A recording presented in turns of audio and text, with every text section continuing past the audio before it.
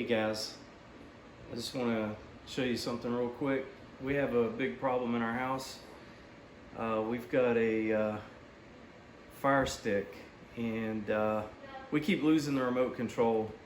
My 6-year-old likes to use it most of the time, so we've had this thing sticking down inside couches and get packed away inside toy boxes and all sorts of things. So here's what I decided to do. I found a silicone cover for the remote, and it has a little hole in the bottom here for a lanyard.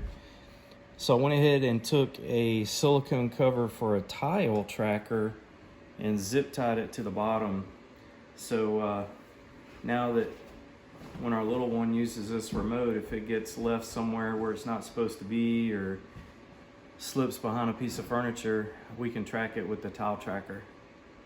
And it's easily visible. And here's how it works.